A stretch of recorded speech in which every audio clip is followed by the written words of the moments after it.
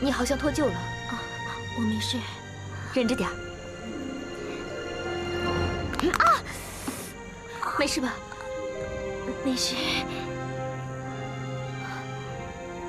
我们还是赶快离开这个地方吧。嗯。不过，我们好像已经甩掉他们了，还是先休息一会儿吧。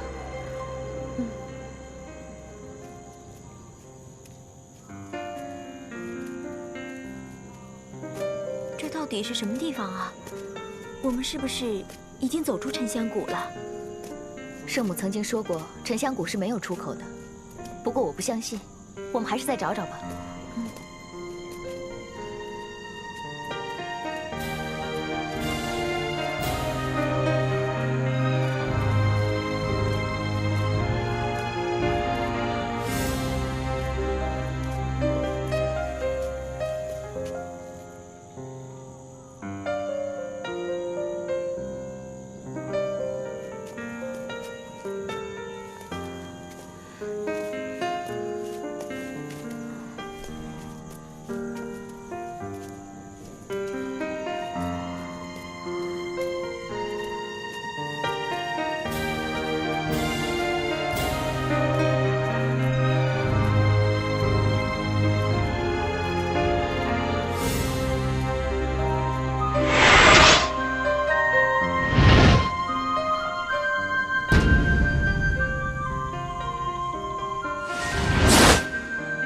我终于明白，为什么白水圣母说沉香谷没有出口了。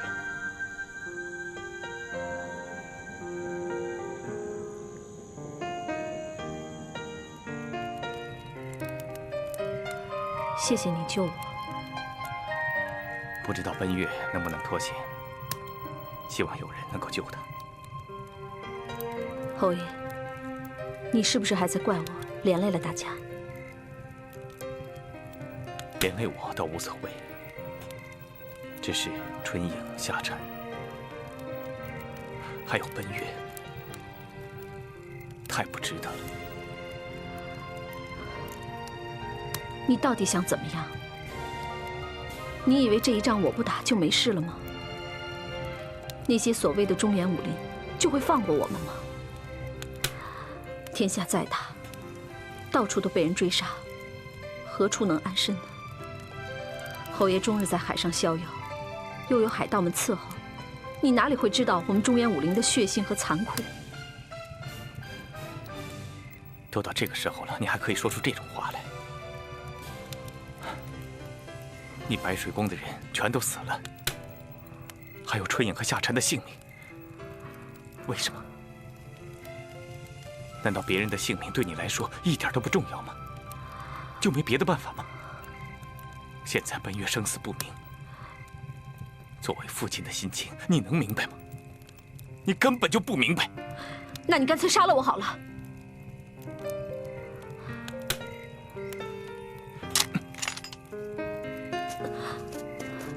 你不是告诉我，如果不是为了打听白燕竹的下落，你早就和王坚联手把我杀了吗？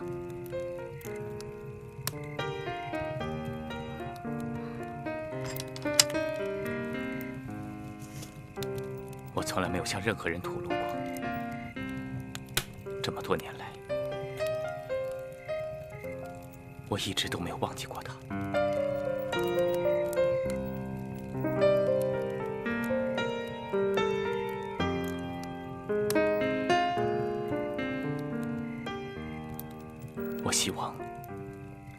我希望他还活在世间。为了得到他的任何消息，我愿意付出我的一切。可是，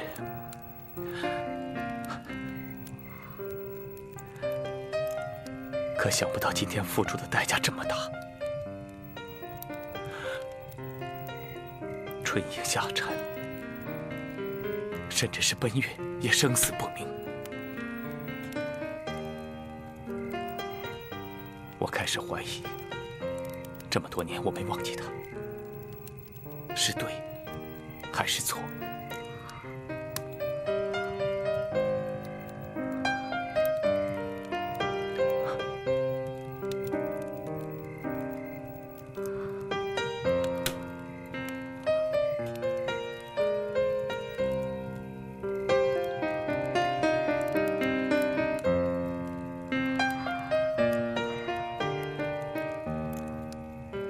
好，既然你这么有情有义，今天我就告诉你一切。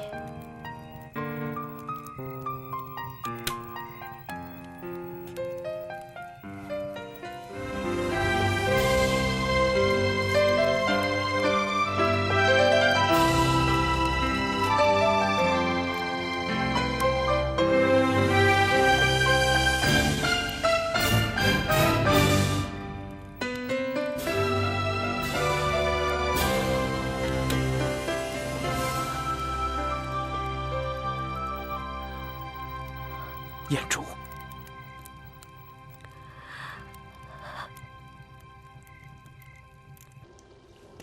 怎么样了？启禀盟主，还是没有找到。哼，都这么多日子了，沉香谷并不大，怎么会找不着2个人呢？蒲少侠，我说，你这是什么意思？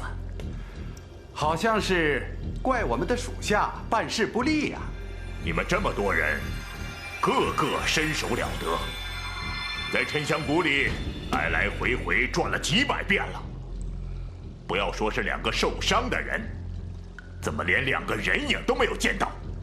哼，我们是不行，可是我们毕竟面对的是紫衣侯和白水圣母这样的高手，不像有些牛鼻子，连2个小丫头都追不到。我们最起码把他们赶进了山谷，他们死无葬身之地。哼，尸体呢？有种的让人把尸体抬出来啊！哼，哈哈，我差点忘了，你们是牛鼻子，根本就没有种。我杀了你！住手！谁动手，我就先杀了他。把兵器给我收了。胡大侠，我们在这里是待得太久了，不能再耗下去了。是啊，盟主说的对，我们在这儿太久了，已经引起了官府的注意。再说了，很多弟兄为了找吃的，越来越打搅百姓的生活，各门派的矛盾也是越来越突出，发生了不少冲突啊。剿灭白水宫，这是大家的功劳。虽然我们没有抓到什么人，可是这白水圣母也就此从武林中永远消失了。王某准备请大家到轩辕山庄为各位请功。多谢盟主。这次攻打白水宫，火魔神的功劳最大。现在我宣布，封火魔神为武林盟主第1护法，行使盟主号令。多谢盟主。有件事儿，还要劳烦大侠在此地多驻扎10天，搜寻白水圣母和紫衣侯的下落。10天后，老夫在轩辕山庄等候你凯旋。走。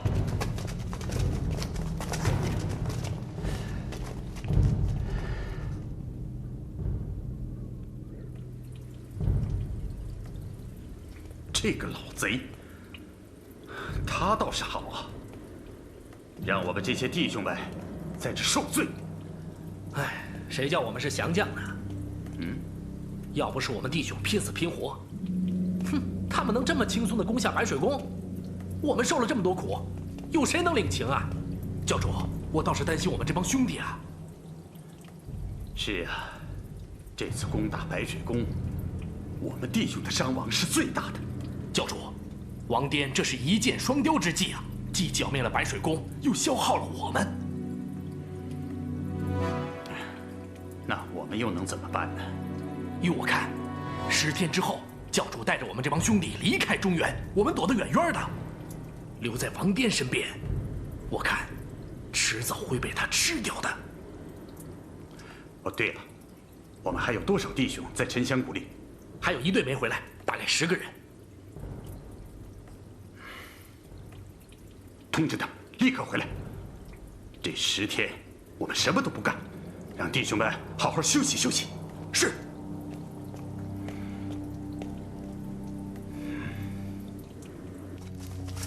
起坐啊！等等，走了，走了，走了，走。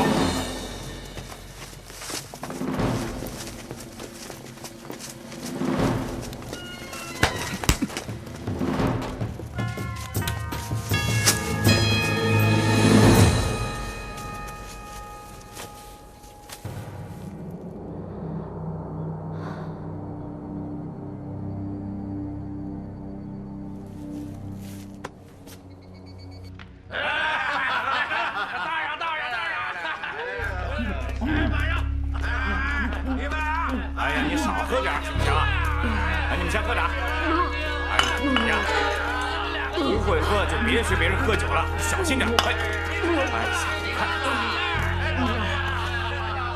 啊，没事没事，你们先喝着啊。花伞，看看，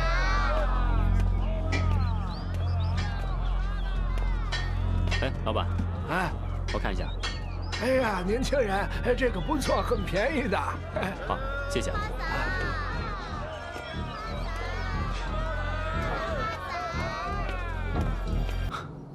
我刚好路过这儿，所以就进来看看。一派胡言！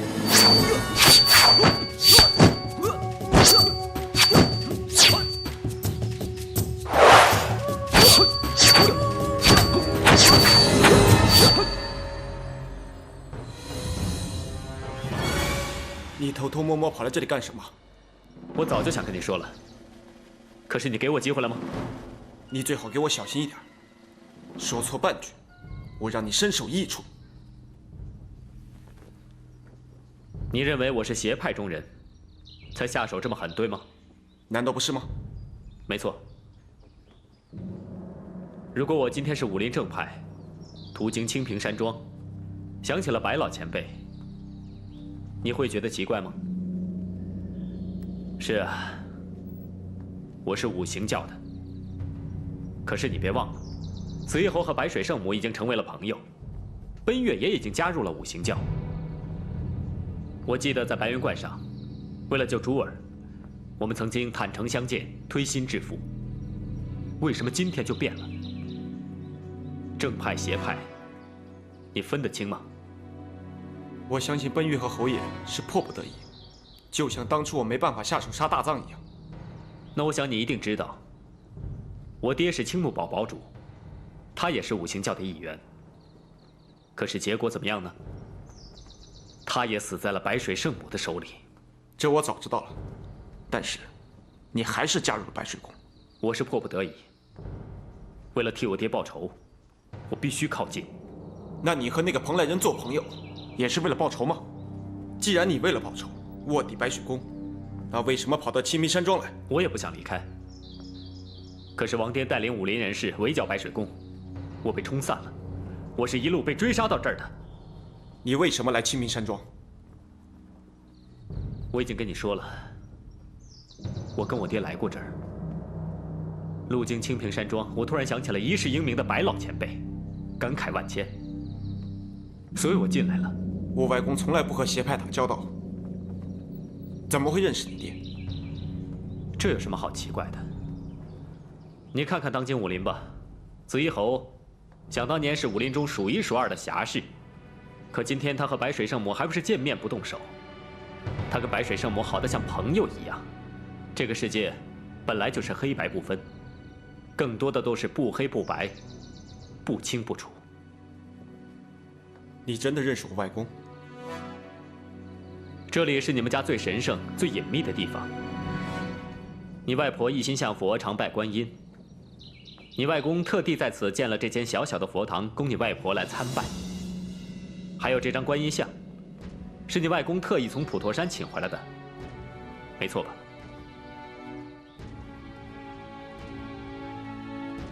你真的认识我外公？不错，这个地方一般人是进不来的，除非是我外公最亲密的朋友。你终于相信我了。抱歉，没事，我们是不打不相识的嘛。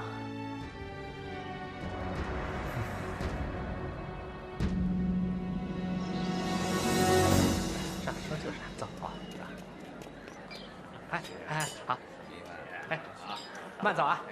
你外公清平剑客白三空，可是武林中最杰出的豪杰。想当年提起他的名字，人人都会竖起大拇指的。可是我外公从小对我就特别严格，不，应该是严厉。哎，没有你外公的严厉，何来你今天的成就？在我看来，以你的武功，在今天的武林中，你完全可以挑战武功最高的人。不，我外公从来就没教过我武功。啊？不会吧？他是你外公啊，他不教你教谁啊？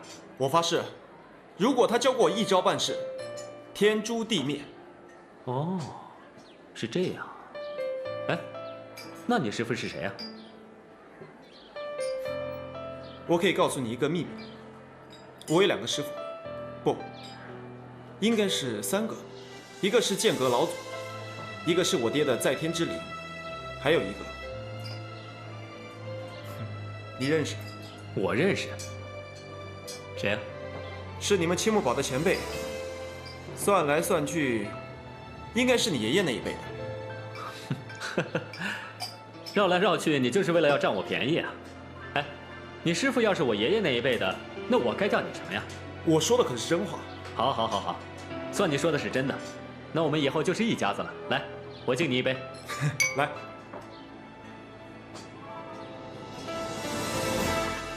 这一年武林真的是翻天覆地啊！要不是我那个杀来中原的蓬莱兄弟，你外公也不会惨死。我一定会为我外公报仇的。我记得当年跟我爹到清平山庄，你外公对我们格外的照顾，我们住了好一段日子。我爹经常跟你外公切磋武功，哦，他还指点了我不少招数呢。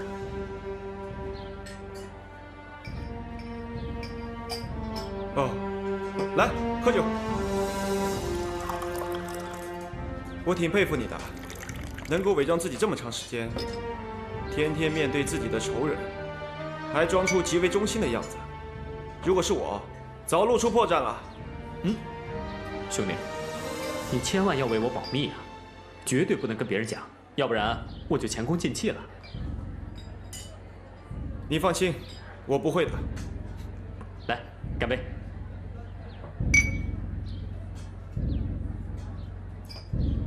来，吃菜。吃菜。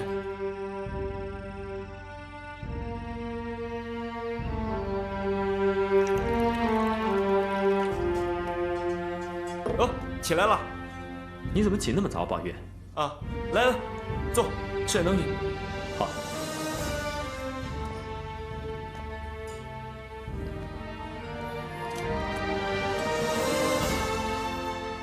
木狼兄啊，我们什么时候上路啊？上路？怎么你要跟着我吗？昨天晚上不是说好的吗？昨天晚上？昨天晚上我喝多了。我说过什么吗？没说太多秘密，你就说你要去白水宫，还说紫衣侯在那儿，我正好要去找侯爷，你就说带我一块去了。宝玉啊，我们到了京城，一定要好好的出去走一走。你不是说没有见过京城的气派吗？那是，到时候你一定带我好好转转。那当然，来。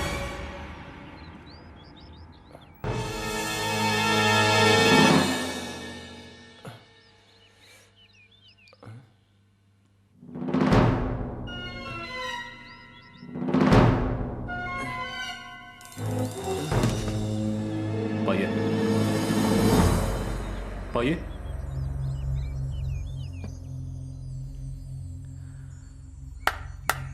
伙计，哎，来了！哎，客官有什么吩咐？我这位朋友喝多了，麻烦你扶他回去休息。拿着。好好好。哎呦，您这朋友喝的够多的。哎呀。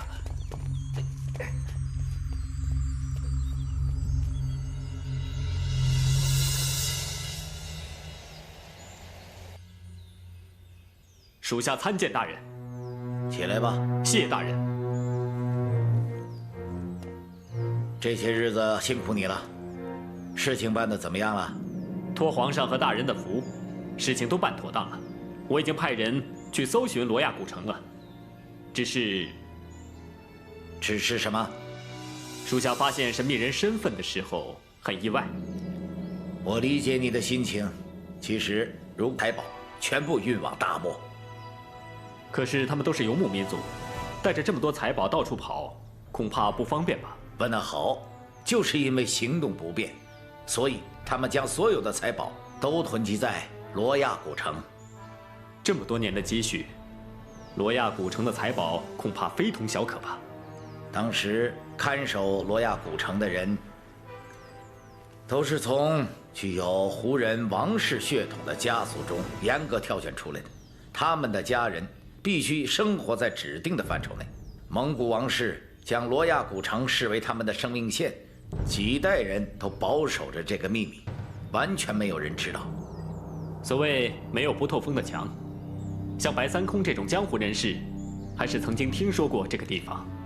那是在元朝快灭亡的时候走漏了消息，不过一些江湖人士所听到的只是只言片语，他们只知道罗亚古城代表着一笔财宝，到底是怎么回事？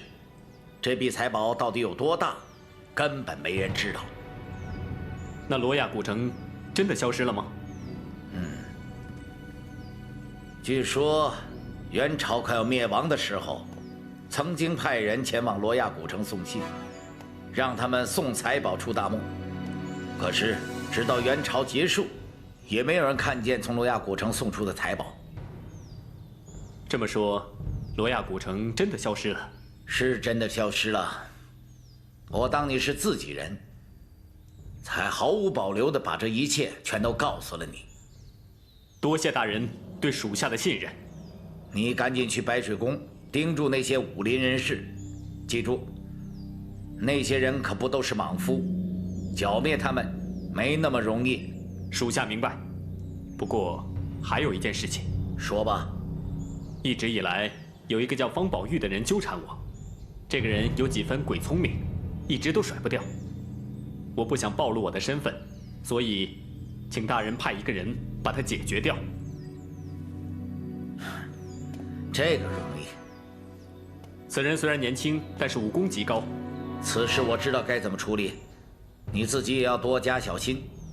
多谢大人关心，那属下告退了。去吧。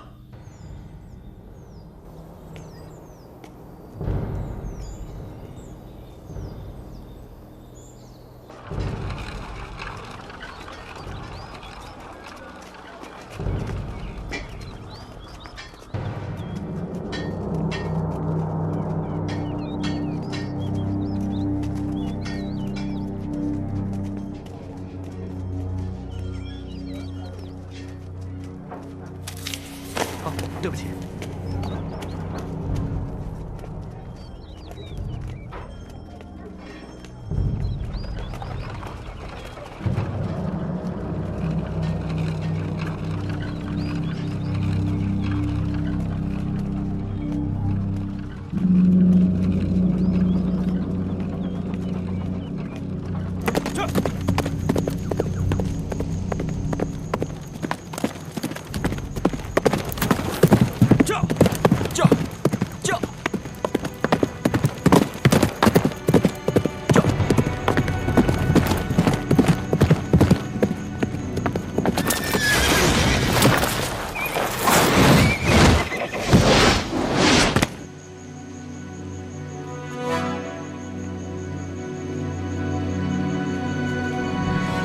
木狼兄，你怎么说话不算数啊？把我灌醉了，就一走了之啊？我以为谁在身后跟着呢，幸好我没有动手。不然的话就伤到你了。怎么能说是我惯你呢？是你自己的酒量不胜。好，就算是我自己喝醉了，可你这是要去哪儿？我要去京城打探消息，然后再回来接你。那为什么上了出城的路啊？我发现被人跟踪，想引他到没有人的地方再动手，但我没有想到是你。你还真会说谎，我全都知道了。你是朝廷鹰犬。你在说什么？你太大意了。其实上次在清平山庄，你已经骗过了我。可是后来，你说错了话。我不明白。还记得上次从清平山庄出来的时候，在那个小酒馆吗？你说错了话，露出了破绽。你说曾经随你父亲去过清平山庄，而且你爹整天和我外公切磋武功。这能算什么呢？我外公除了教徒弟，从来就不和别人切磋武功，哪怕是最亲密的人。呼延大藏是第一个，也是最后一个。我确实露出了破绽，没想到瞒过了所有人，却没能瞒过你。今天在屋顶上，我听到你所有的秘密。是吗？那我要恭喜你了，你确实比以前聪明多了。方宝玉，我觉得你已经可以在江湖上生存了。你现在什么打算？打？你打不过我。跑？你觉得你能跑掉吗？你怎么知道你一定能赢呢？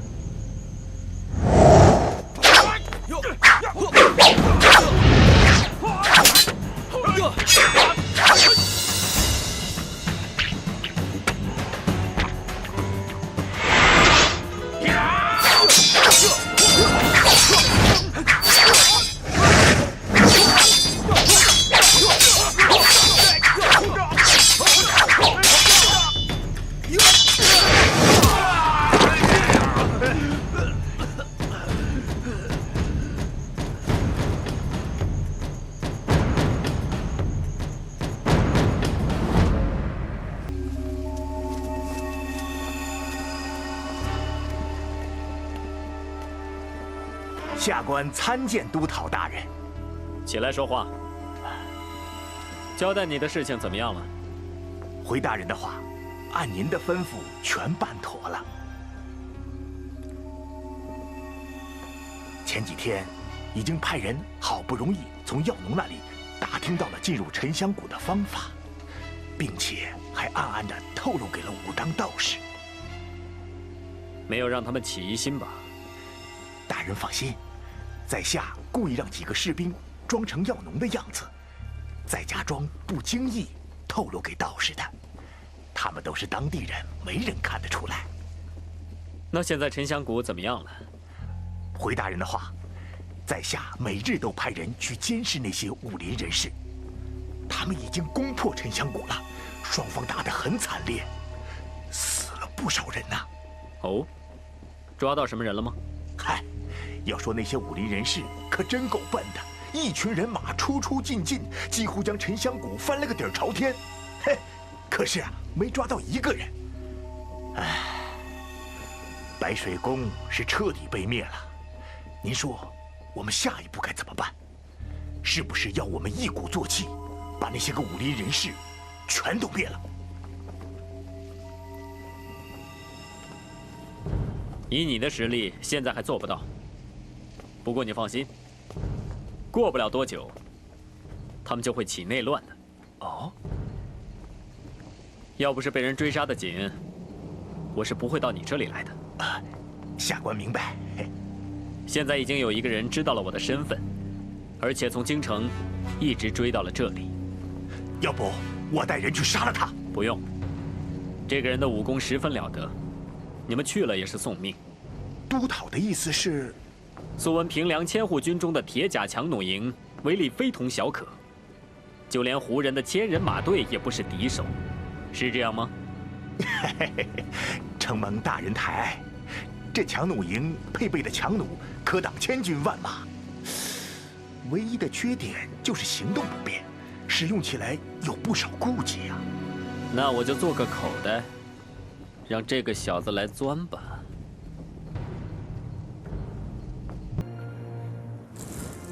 告诉我，你们到底发生了什么事？我和木狼还有大藏，我们一起到了白水宫。后来紫衣侯带着春影、夏蝉也一起到了。他告诉我们，王颠带着武林中人要来围剿我们。原本紫衣侯要带着奔月走的，可是奔月坚持要留下来跟我们一起死战。后来发生了一场血狱，使都将军、春影、夏蝉都死了。大藏和木狼为了帮助我们躲入密室，奋力抵抗，现在生死未卜。王颠这个欺名盗实的奸雄，我一定要杀了他。后来我们一起躲进沉香谷避难，然后我们就到了这儿了。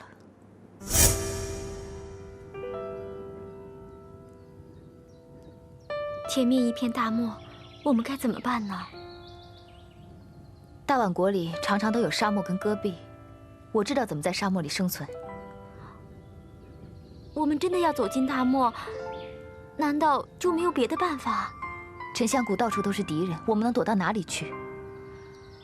我对大漠的环境很熟悉，以前父王行军打仗就常带我深入大漠，我知道怎么在沙漠里生存的。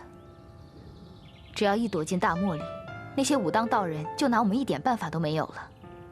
这里是我们最好的藏身之地。可是，我们会不会死在里面呀？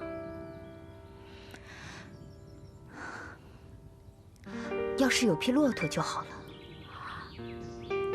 哪儿来的骆驼呀？跟我走。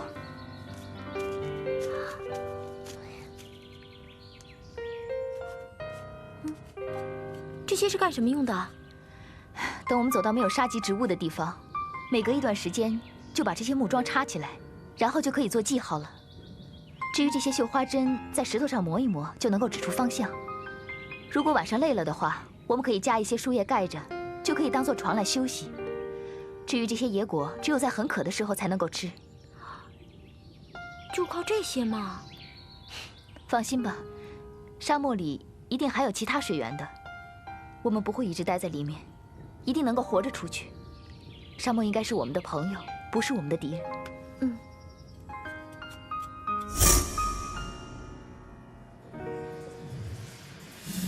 多亏有你，要是换做别人的话，恐怕早就死在大漠里了。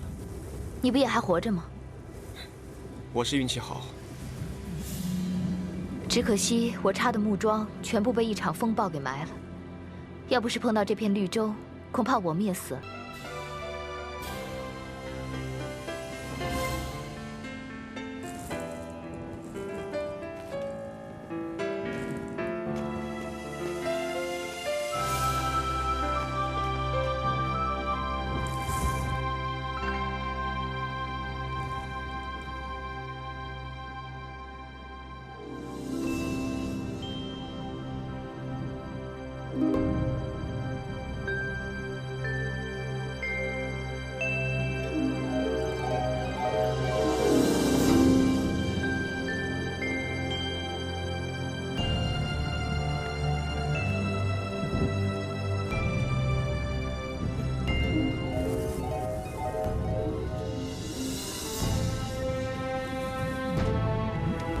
等我铲除了那些武林败类，我们就远走高飞。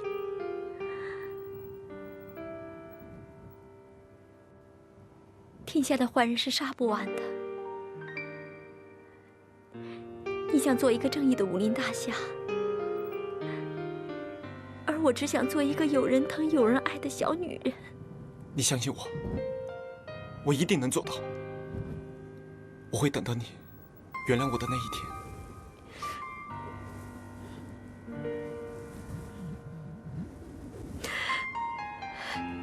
说什么都晚了。如果你能走出这片大漠，你还是好好照顾珠儿吧。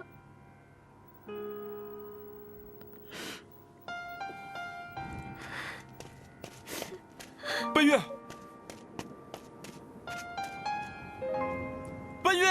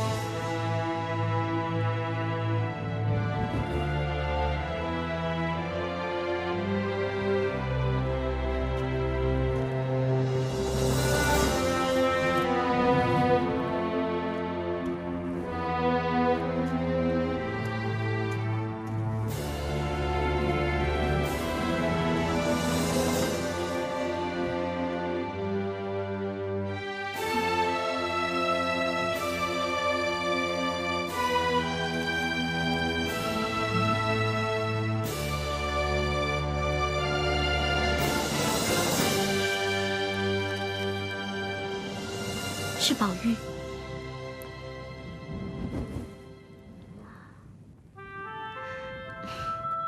一定是知道昨天得罪我们了，所以今天将功赎罪去打野兔了，就原谅他吧。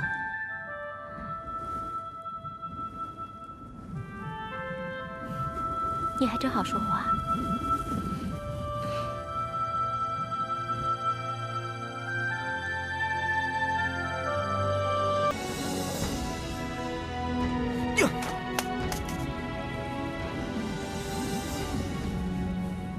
那就是南边，我就是在那个方向发现宝玉的。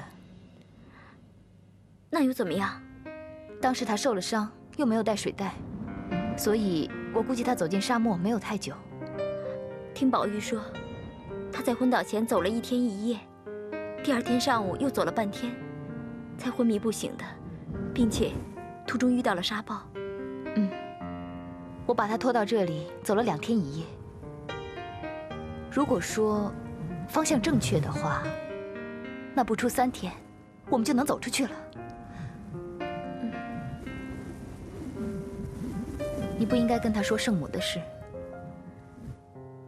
圣母是好意，希望我们能……可是你看他现在的样子，估计他是不会跟圣母罢休的。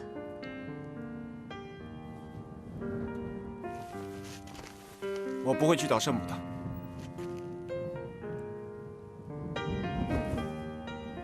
我知道这是天意，这是命。你能明白就好。那你呢？你能明白我吗？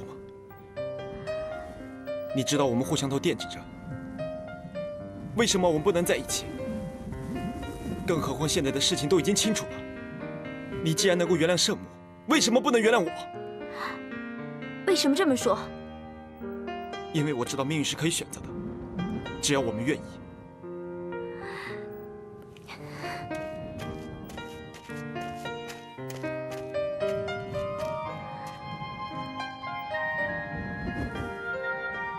你要我怎么选择？让我怎么接受你？就像当初什么都没有发生过那样吗？如果我们在一起，你又怎么面对珠儿？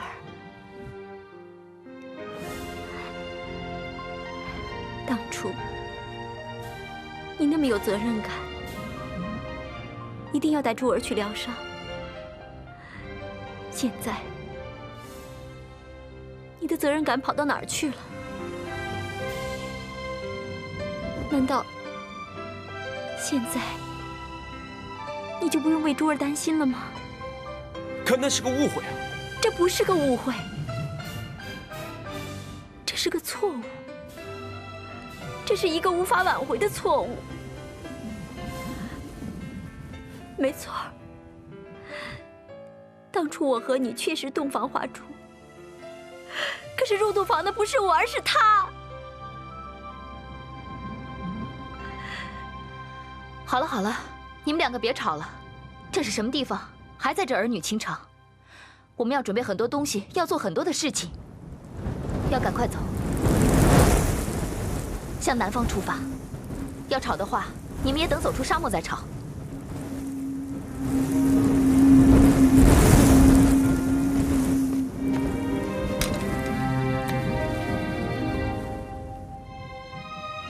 快走吧，晚上起风就不好了。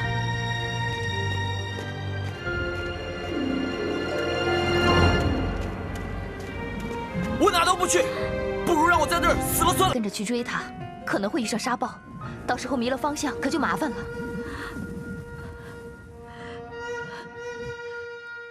如果宝玉死了，我也不想活了，干脆死在沙漠里，大家都死了，一了百了。哎，你要干什么？我去找他。飞跃！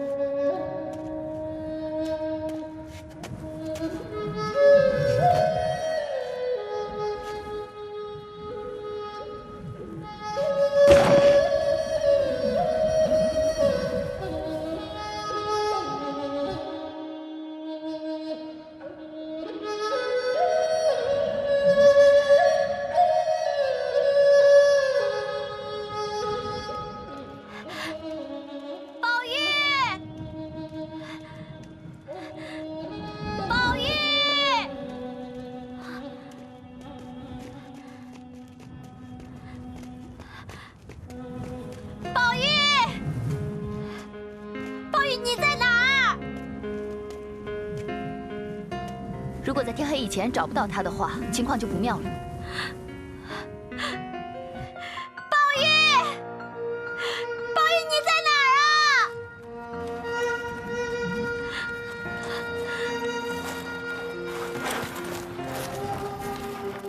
是骆驼。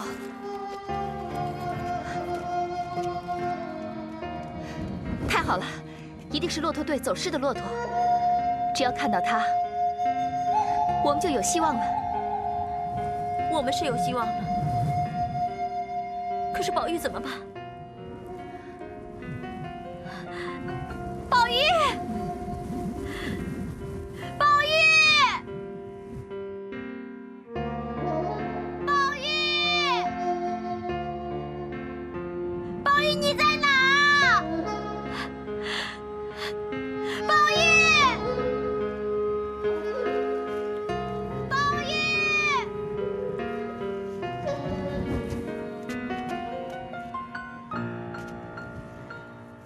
我在这儿。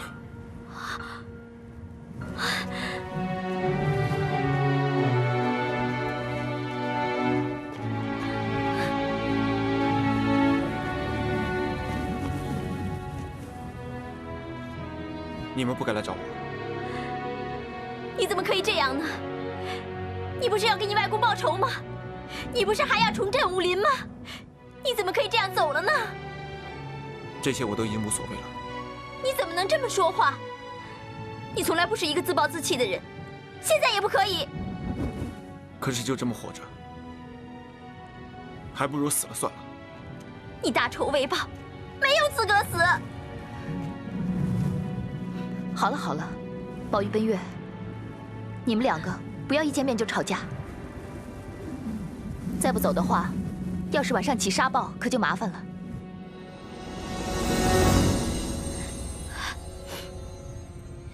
喂，你别晕呀！告诉我怎么送你回家啊！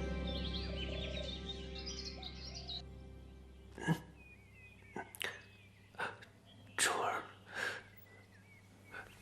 珠儿。哎呀，惨了惨了！他如果死在这里，麻烦可就大了。那怎么办呢，师太？你说该怎么办？你问我，我问谁呀？他是你救回来的。哎，对了，他为什么一直在喊你的名字呢？哦，对呀，为什么他一直叫我的名字？我不认识他，难道我在市集里施手过饭菜给他？哎呦，你又问一些我回答不出来的问题了。这个他啊，对了，世界上叫珠儿的人很多，他喊的不是你。哎，不过是你把他救回来的，我看你们俩一定是有缘分。你来照顾他吧。我？哎，上次是我把你救回来，我来照顾你。这次是你把他救回来，当然是你照顾他了。难道还要我照顾不成？要不然，让他自己照顾自己吧。哦，不成，在这里躺着好像很不方便的。我们把他抬到这个山后面的芒草屋吧。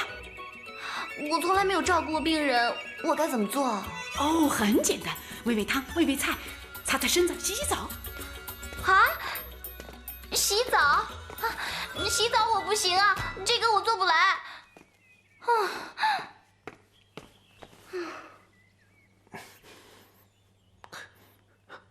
珠儿，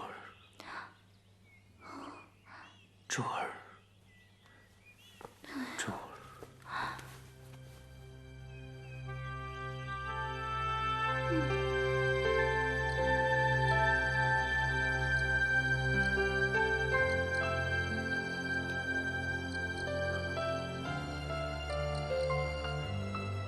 你已经昏迷了3天了，你打算什么时候醒啊？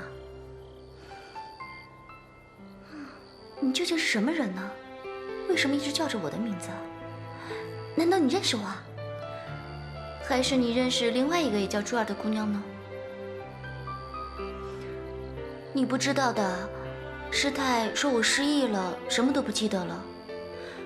我想不起父母的样子，也不记得有没有兄弟姐妹。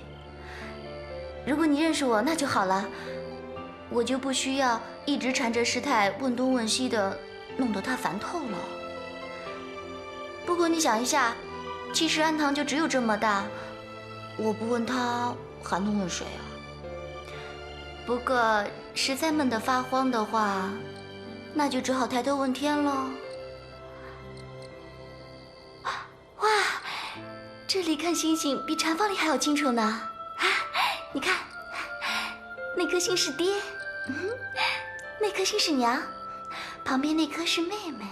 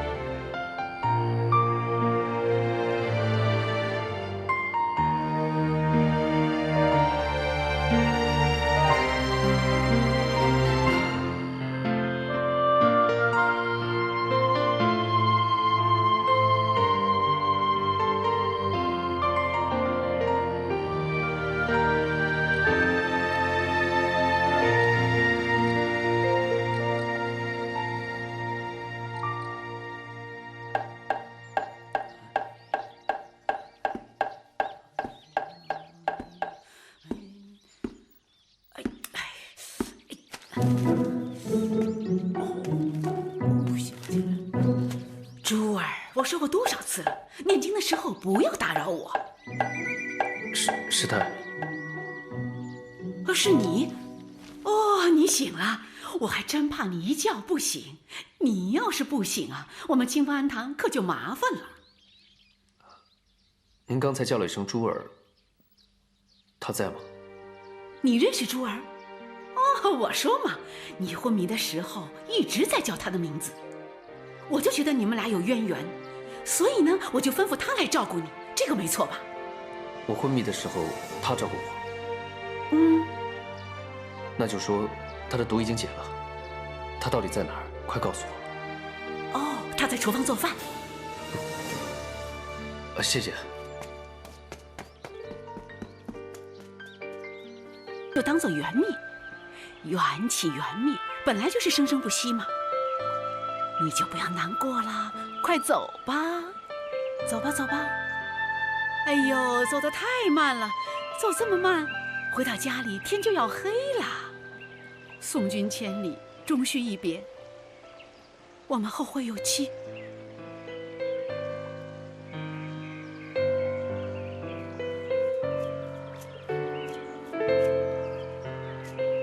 师太。哦，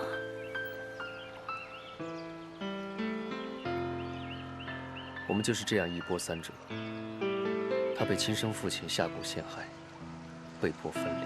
想不到，你们的故事比大戏里的薛丁山和樊梨花还要精彩、曲折离奇。谁是薛丁山、樊梨花？不认识。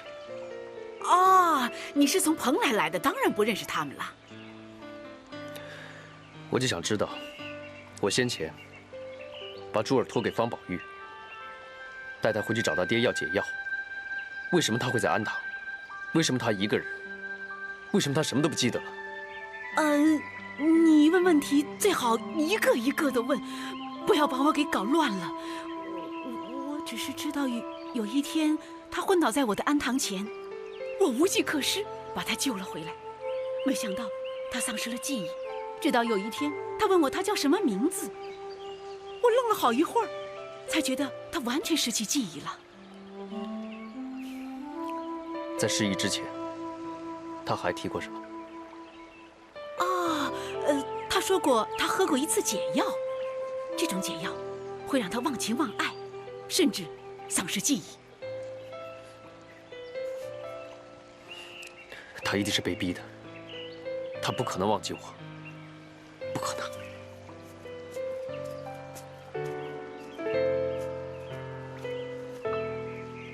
啊，小乌龟终于走了，他终于了解到缘起缘灭、万般皆空的道理。他小小的年纪，就了解这般宇宙缘起性空的不变法则，真是难得呀。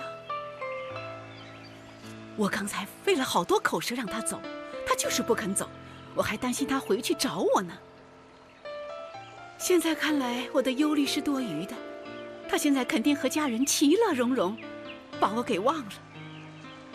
可是只要他开心，记不得我，又有什么要紧呢？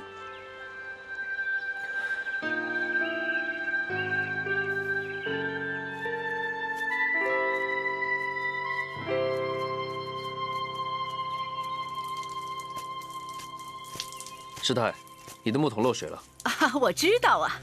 等你提到安堂的时候，这桶水最多只剩半桶，这样的话，岂不是白费力气？有得必有失。你回头看呢，看看，我这半桶水已经被一路的花草给完全吸收了。他们没有白白辜负我，每天风雨不改的为他们浇水。我所流失的半桶水，对他们来说就是一种恩德。不要把得失看得这么重，有得必有失，能拿得起必须放得下。一件事情往往有两个层面，千万不要自怨自艾，庸人自扰。当你走投无路的时候，有可能暗藏生机，请你好好的参详参详啊，慧觉。哎呦，我的记性什么时候好起来了？竟然还记得师傅的教训。哎呀，不说了不说了，还是赶快去干活吧。哎呀，哎呀，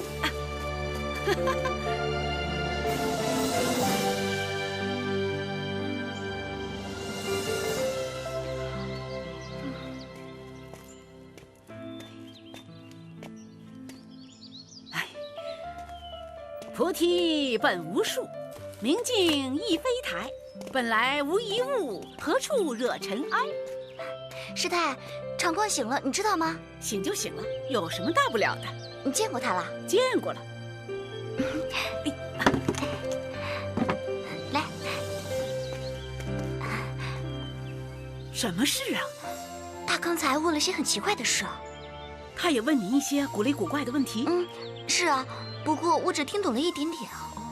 他是不是一直在问你认不认识他，记不记得你们俩以前的关系，记不记得你的以前？啊，你怎么知道？他也是这样问我的。哦，你说他是不是和我一样也失忆了？哎呀，失去记忆的是你，他记得是以前的你，他觉得你不认识他了，所以他才这样问你。哎呦，那我以前是什么样呢？和他又是什么关系呢？啊，那我从前是不是不会烧饭的？我煮饭好难吃哦。那你快去问他呀，他会告诉你呀。等我忙完了再去问喽。你不是很想知道你的以前吗？我都不记得了，就算知道也没有意义了。你不是很想知道你是怎么失去记忆的吗？我只不过是好奇嘛。无论我是头被撞伤而失忆的，还是生了一场大病而失忆的，都过去了，没什么。你应该去问问他，你的姐姐、亲人、朋友都是谁呀？师太，本来无一物，何处惹尘埃？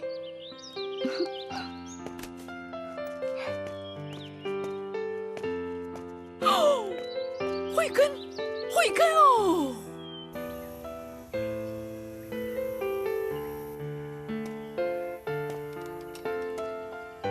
啊，进来坐吧。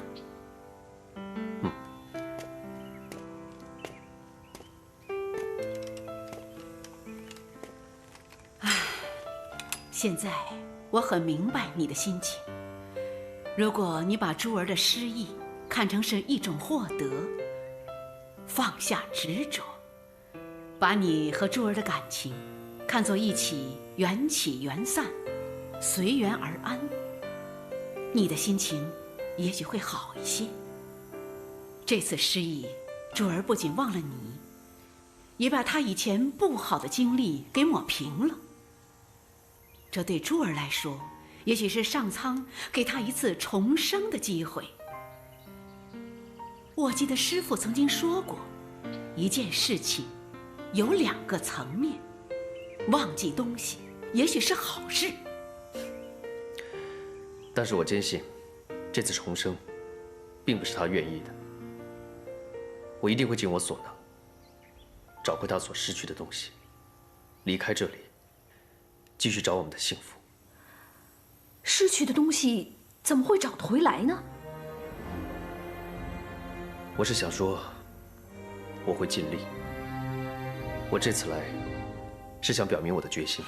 阿弥陀佛，既然施主这么执着，我再次祝福你能够找到你想找到的东西。多谢师太。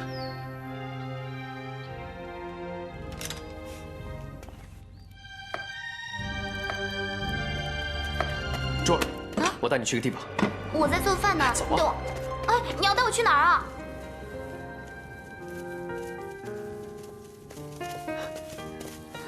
你记不记得，当日你视死如归，宁愿死在我刀下，也都不肯走，记不记得？你说杀我，我都不肯走啊？是啊。记得你还抱着我，问我很多声喜不喜欢你，对你感觉怎么样？接着我说，你很固执，你很烦，记不记得？以前我性格是怎样，我不记得了。那之后呢？你是不是接受了我啊？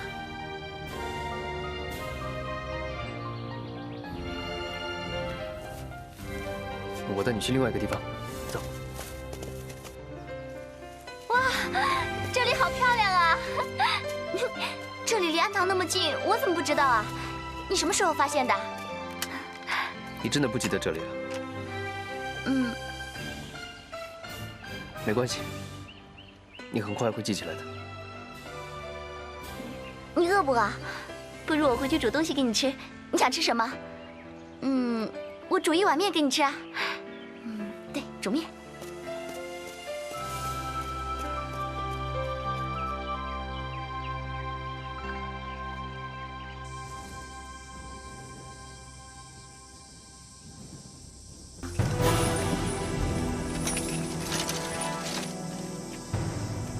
你们3个人为什么睡在这沙漠里啊？官爷，我们兄妹3人是骆驼队里面做生意的，前2天遇上沙暴，就和同伙失散了，现在只能徒步走到附近的城镇与同伙会合。听你的口音，好像不是本地人吧？我们是大宛国的人。你们有没有见过一个手腕受伤的年轻人从这里走过？刚才是看到一个受伤的人，不过他往东边走了。官爷，有没有水喝呀？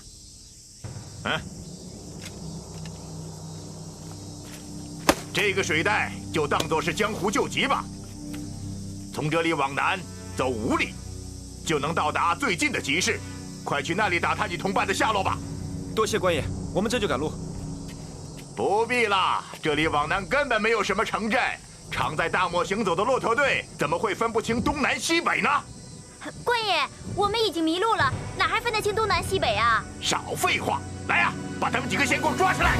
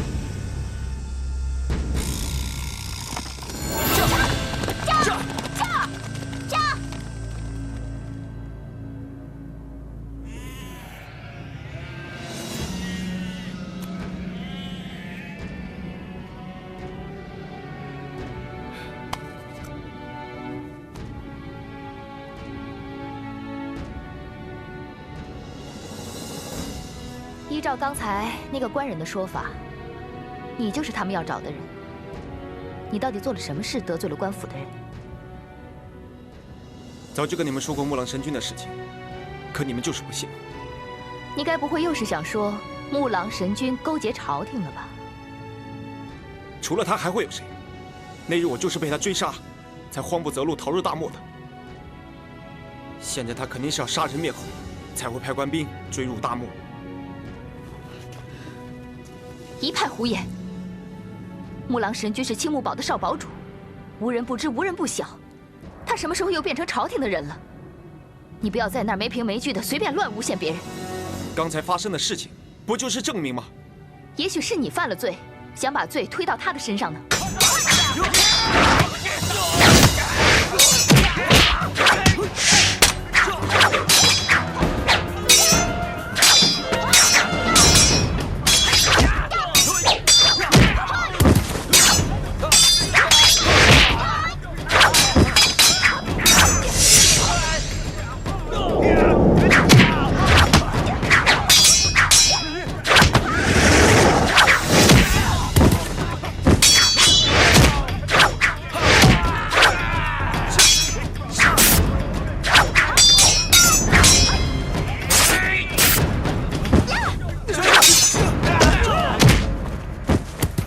你没事吧？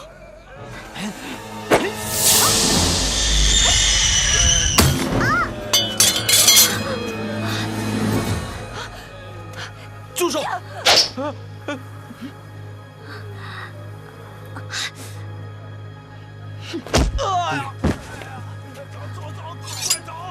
不远。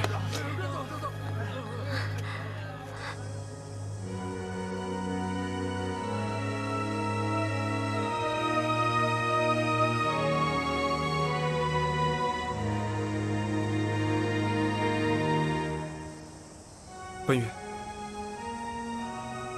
我对不起你。要不是……别说这些了。不，我要说。你肯为我这样做，说明你已经原谅我了，你还爱我，对不对？你回答我，是不是这样？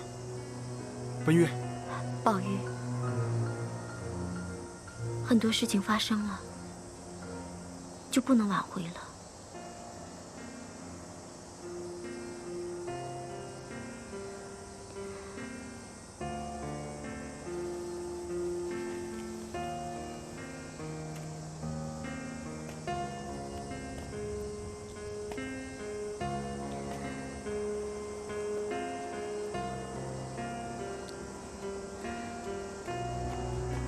来，吃点东西吧。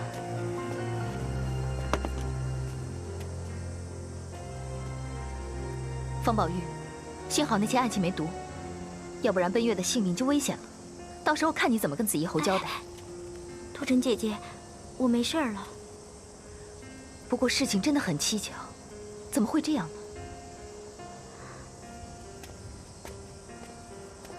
宝玉，这到底是怎么回事啊？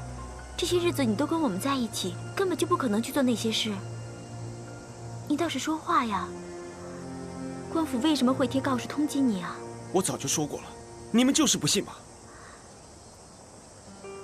怎么？你要说是木狼神君害你的？正是。方宝玉，你不要太过分了。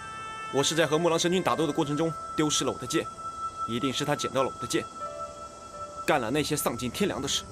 栽赃陷害我，然后再让官府的人通缉我。宝玉，你不会看错人了吧？木狼神君怎么会有那么大本事，可以指挥得了官府啊？我早就说过了，他不是木狼。他是什么样的人，我心里最清楚。我告诉你，只有让你看到了木狼神君的真面目，你才会相信。都到这个时候了，你还是不肯信我的话，你是被爱情冲昏了头脑，迷住了双眼，分不清好坏罢了。你就分得清好坏吗？要是你分得清楚好坏，就不会上错别人的床，连心爱的女人都保护不了。你够了！别再说了。奔月，奔月，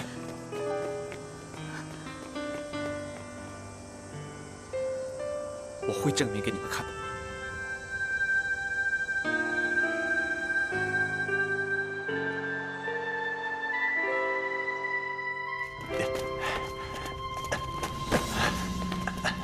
方宝玉，你这是干什么？你们不相信我，问他好了。他是谁呀？说，你是谁？怎么，苦头还没吃够，还不乖乖回话？本官平凉千户营千夫长陈田。少废话，要杀要剐，随你便。谁说要杀你？还挺倔强的。叫你来是让你好好讲讲，怎么认识我的。说。前几天我奉命追捕这个逆贼，最后他跑进了大漠。奉谁的命？为什么要追杀我？奉锦衣卫都统木狼神君之命。什么？你说什么？你最好想清楚再说，是哪位都统？本官并不知道他的真名叫什么，反正人们叫他木狼神君。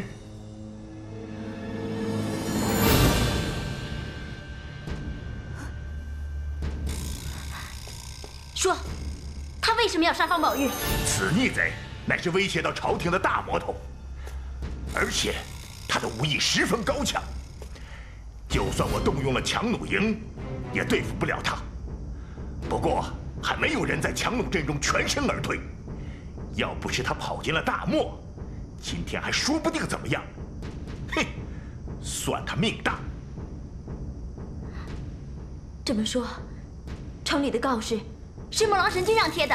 嘿，像方宝玉这种身背几十条人命的大魔头，人人得而诛之。我看两位姑娘年纪轻轻，可不要让这小子的外表给蒙骗了。说，是不是木狼神君下的命令？是都讨的意思，又怎么样？你给我住口！我不许你再一派胡言。嘿，我身为朝廷命官，骗你干什么？嘿，这种事有什么好骗的？朝廷命官是吧？好，我今天就杀了你，要你这条狗命！你放开！你冷静一点。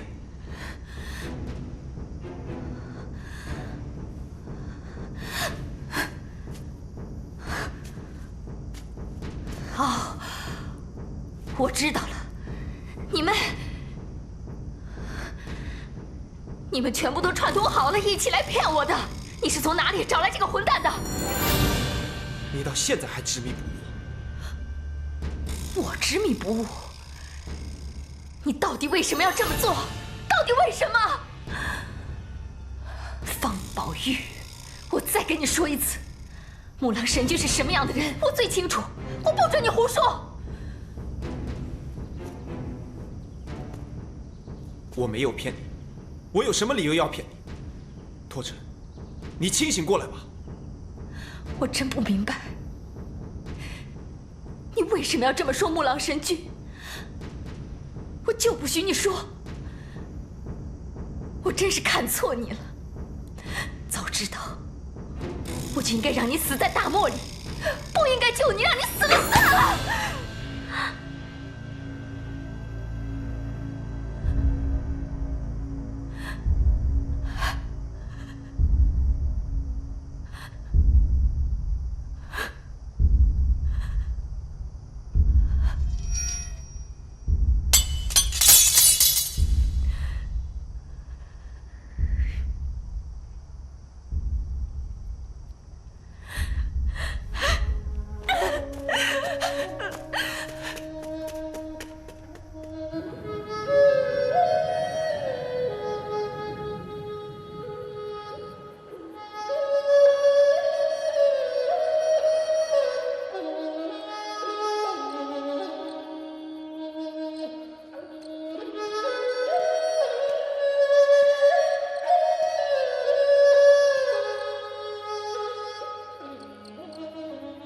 宝玉，原来你在这儿啊，还没睡啊？心里很烦，出来待会儿。还在为木狼神君的事儿烦吗？我真是想不明白，托尘是那么一个精明能干的人，为什么在这件事情上，他就是不相信我呢？其实一开始的时候，连我都很难相信木狼神君会是锦衣卫，更别说是托尘了。他那么真心真意爱着木狼，肯定很难接受这个事实的。